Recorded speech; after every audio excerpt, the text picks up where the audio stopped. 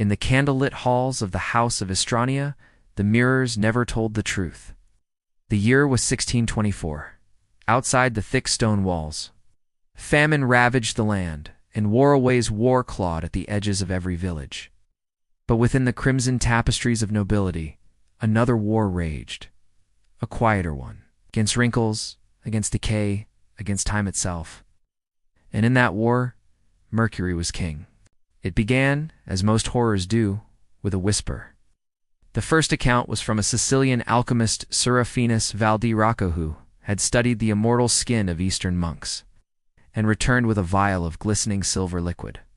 They said he drank it daily. His eyes glowed like burning coins. His veins shimmered blue beneath translucent flesh. He died young, barely 35, but his corpse, it said, did not rot. It gleamed. From that myth was born a craving that infected the nobility like fever.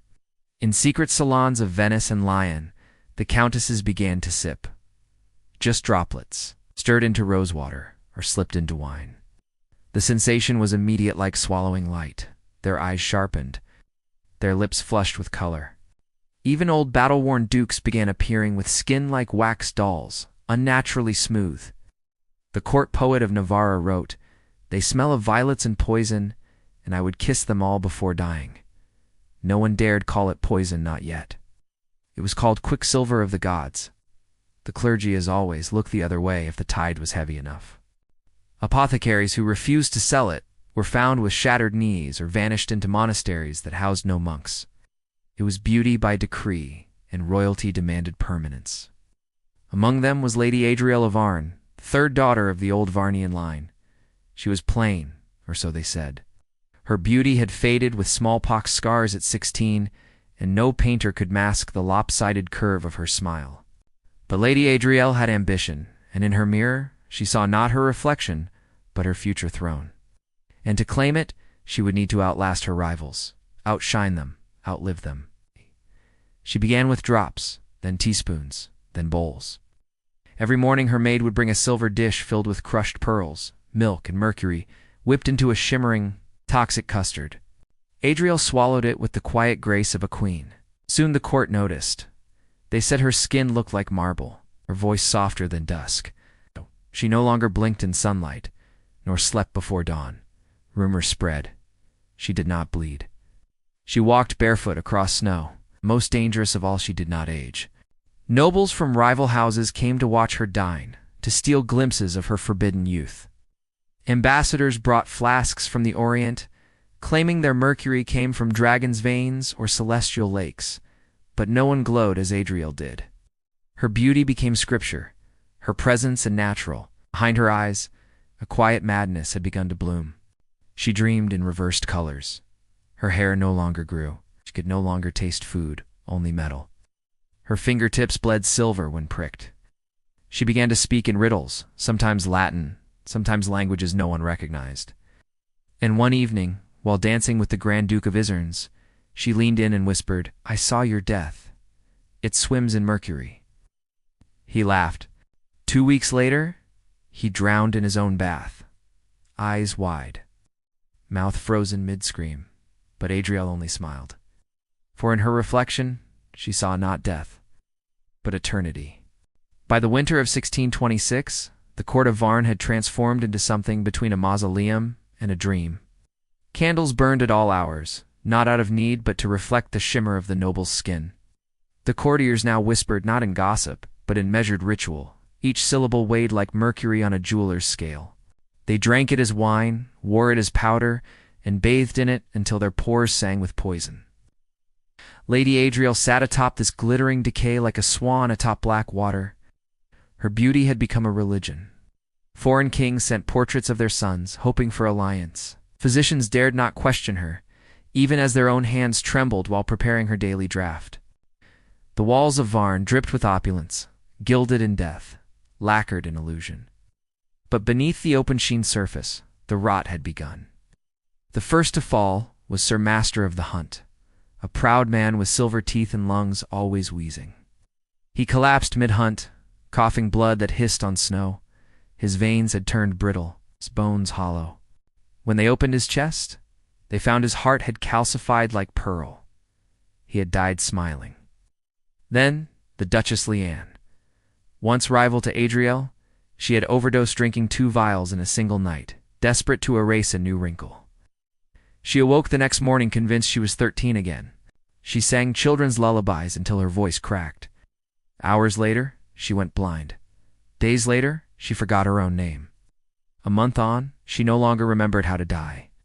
The physicians offered new words: madness by metal, alchemical syndrome, silvering of the soul. But none dared say the truth aloud. They were dying beautifully, irreversibly. Adrielle watched it all, serene. She walked barefoot through halls strewn with velvet and vomit. She touched the cheeks of the fading with cool mercy. She hummed lullabies only she remembered. When asked if she feared death, she would tilt her head and reply, "What is death to a statue? Yet even statues crack." She began to see things no one else could. A child always just at the edge of her vision, dressed in mourning black, trailing Mercury tears. Her reflection no longer moved in perfect sync. At times it would look back at her, but not blink. She woke in pools of silvery sweat, her breath sweet with rot. The mirrors, her old allies, now shivered when she passed. Her maid, Margaret, loyal since childhood, was the first to speak. "My lady," she whispered, "you do not sleep. You do not eat. You do not pray. Whatever this beauty is, it is not yours anymore." Adrielle said nothing. She simply turned to her mirror and asked it, gently, "Then whose is it?" Outside the palace walls, peasants spoke of the White Plague, a sickness they blamed on snow, or curses, or perhaps just nobles playing God. Villagers burned their own silver to ward it off. Priests wept into wine and declared the upper class already dead. But the nobility, drawn like moths to Adrielle's glow, kept coming, hoping, drinking, dying. They called it the Court of Silver Ghosts. Not because the nobles had perished, but because none truly lived, and still at its heart, Lady Adrielle danced. Spring never came to Varn that year. The snows melted, but left behind a landscape bleached of color, as if the land itself had swallowed Mercury. Trees bore no leaves. Birds flew in circles, then fell. And the once celebrated fountains of the palace now wept with viscous silvery sludge. The kingdom, like its queen, had grown beautiful and still, but not alive. Inside the palace, Lady Adrielle no longer walked. She glided. Her skin was smooth as glass, pale as fog on tombstone. Her eyes, once honey and flame, had dulled to moonstone. Servants no longer looked her in the eye. They bowed, offered their trembling hands for her kiss, then hurried off to weep behind tapestries. Even Margaret, her last faithful shadow, had begun to avert her gaze, and yet Adrielle remained unchanged, or so she claimed. But every night the child in black returned closer now, no longer just a flicker. He stood at the foot of her bed, silent, weeping liquid silver. His mouth stitched shut with thread she recognized as her own hair. His presence brought a cold that made the fire curl inward. "Why do you follow me?" she finally asked him one night, voice barely a breath. He raised one hand and pointed not at her heart but at the mirror. For weeks, Adrielle had avoided the looking glass. It had begun showing strange things. Not her reflection, but versions of her distorted, decayed, laughing. One mirror cracked without being touched. Another bled a thick fluid from the corners. Yet now, she approached the great silvered glass in her chamber, the one gifted to her by an emperor long since turned to dust. At first, it showed only fog. Then, slowly, an image emerged not of her present self, but of the girl she had been before the elixir. Skin flushed with life, lips bitten with worry, eyes filled with mortal hunger. She was frightened and free. Adrielle reached out. The mirror did not mimic her. The girl inside did not smile. Instead, she whispered, "You were never meant to be eternal." Suddenly, the surface rippled in. The reflection changed. Now it showed her current self, but rotting beneath the beauty. Veins turned black, teeth loosened, hair fell in strands. Beneath her skin, worms of mercury writhed like threads in a cursed tapestry. She screamed, but no sound came. The mirror showed the truth. No courtier dared speak. She was dying, just more slowly than the others, and worse, she was spreading it. That night, Margaret begged her to stop. "You must end the ritual," she cried, falling to her knees. "Let the body break. Let your soul flee while it still knows how." But Adrielle only stared beyond her. "I no longer know where my soul is," she said. "Only that it's quieter now, as if it has learned to whisper in silver." And now rumors had fled the walls of Varn. Other courts turned their backs. Letters ceased. Caravans refused to pass through the forest surrounding the castle, now filled with ash and dead animals. The king of the south sent priests to perform an exorcism, but they returned blind. One wept metal tears until he choked on his own tongue. Adrielle watched all of it as if through glass, not uncaring, no, but detached, as if she were witnessing the death of someone she had once loved, long ago, and no longer remembered why. Then came the day the mirrors turned black. One by one, every looking glass in the castle darkened. Some shattered from within. Some simply refused to reflect. The great mirror in her chamber grew cold, like stone from the grave. Adrielle stood before it, waiting for her image. But this time nothing looked back. She was invisible. To the world, to the divine, even to herself.